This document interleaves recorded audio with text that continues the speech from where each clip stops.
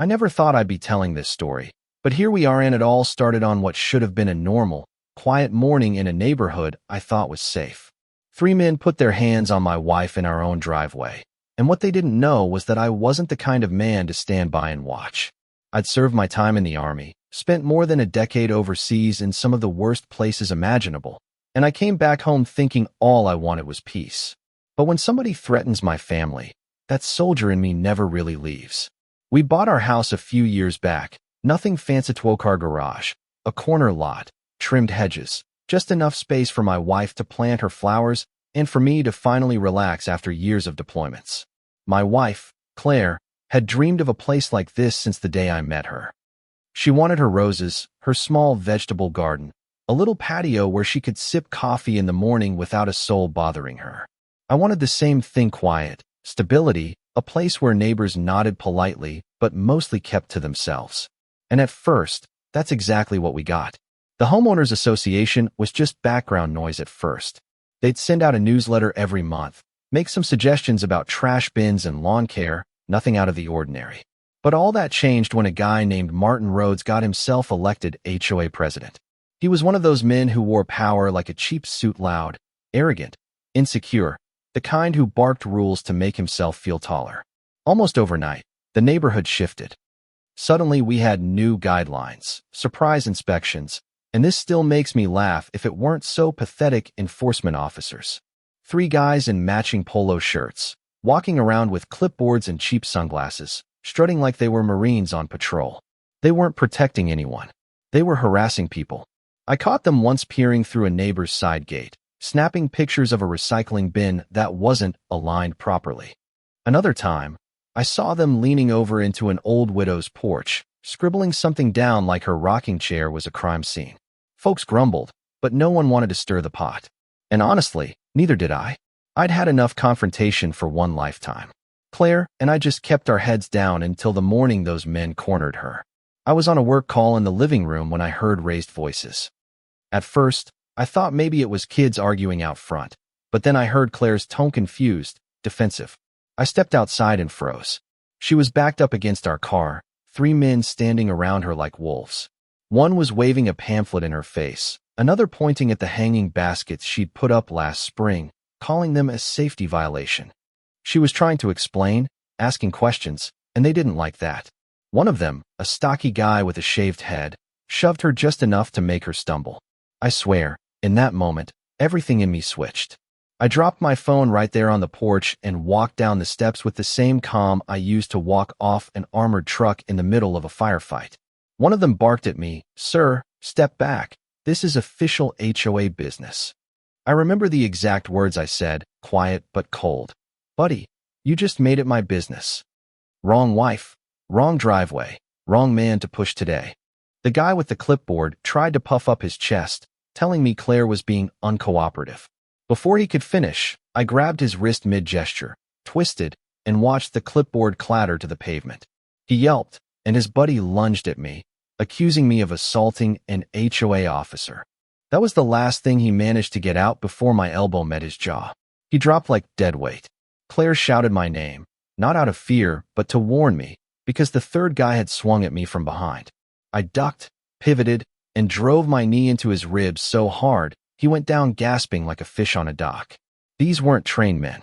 They were bullies with a dress code.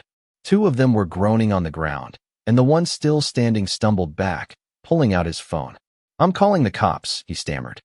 I smiled, not because I thought it was funny, but because I'd been waiting for that moment. I'd already filed complaints with the HOA about these guys harassing neighbors, especially women home alone, but the board laughed it off. What he didn't know was that our driveway camera had caught everything from the shove to the swing. Claire, sharp as ever, had clicked it on the moment they started shouting. When the squad car pulled up, I recognized the officer, Sergeant Dana Keller. We'd trained together years ago, back when she was fresh out of basic. She stepped out, took one look at the three men writhing on my driveway, then looked at me. I gave her a nod. She raised an eyebrow, then asked Claire for the story. Claire showed her the footage. Clean angle, perfect audio. The shove, the threats, my response. Dana took her time, then turned to the guy still standing and said, "Congratulations, you just assaulted a civilian on private property and got put down by a veteran defending his wife. You want to press charges? He went pale, muttering nothing.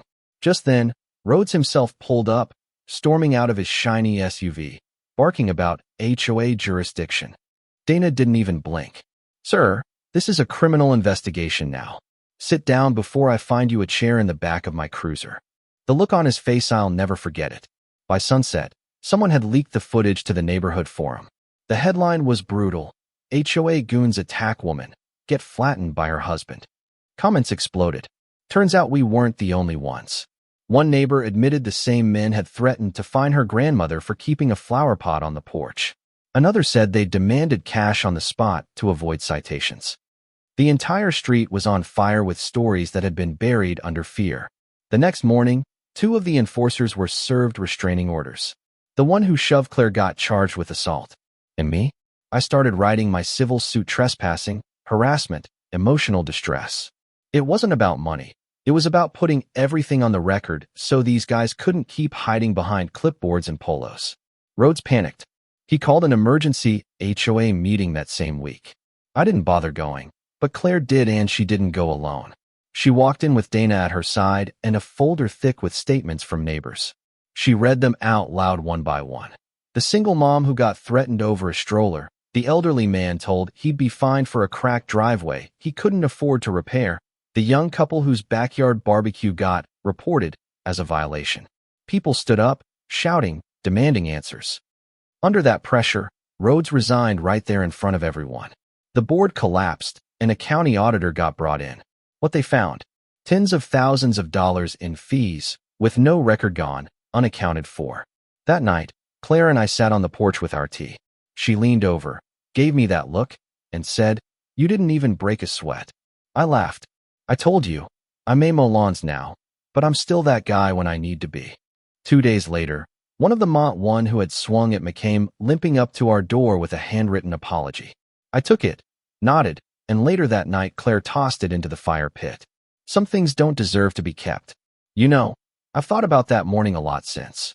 Part of me wishes it never happened, that we could have just had the quiet life we bought this house for. But another part of me knows that if it hadn't been us, it would have been someone else, maybe someone who couldn't fight back. And that's the thing about bullies, they only stop when someone finally plants their feet and says, no more. So here's what I'll ask you. Have you ever had to stand your ground against an HOA, a bully, or someone who thought they had more power than they really did? Do you think I went too far or not far enough? Drop your story down below, because I read every single one. And if you believe people like this should never get away with abusing their neighbors, share this video. Let's see where you stand on justice, community, and what it really means to protect your own.